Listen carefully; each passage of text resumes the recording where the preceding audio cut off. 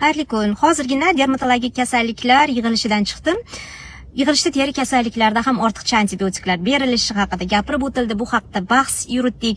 Men uchun spikerni eng ta'sir qilgan gapi bu bir dona antibiotik kapsulasi ham ichakni shartli va foydali florasini butunlay yo'q qilishga qodir degani bo'ldi.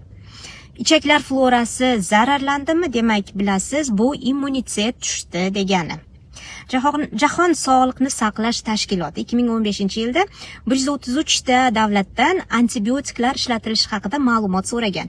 Bu davlatlarning teng yarmidan ko'pida antibiotiklarni retseptsiz sotib olish mumkinligi aniqlangan. O'zbekiston ham shu davlatlar qatorida. Endi ahamiyat bering. Kuz keldi. Bolajonlar hammalari maktab va bog'chaga qaytdilar. Bir xonada birga bo'lgan bolalar birdaniga yoki birin-ketin virusli shamollash bilan kasallanishni boshlaydilar. Kasallikni oila a'zolariga ham yuqtiradilar.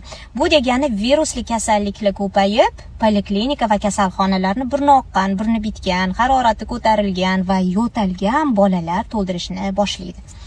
Ayni paytda dorilarni retseptsiz sotib olish mumkin bo'lgan davlatlarda ota-onalar dorixonalarga yugurib, yana antibiotiklar savdosi avjiga chiqadi.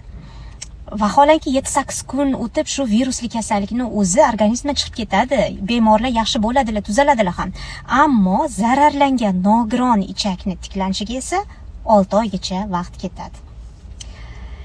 Bu orada yana boshqa xil virusi yuqadi, yana antibiotiklar ishga tushadi va bu ayovsiz halqa takrorlanaveradi.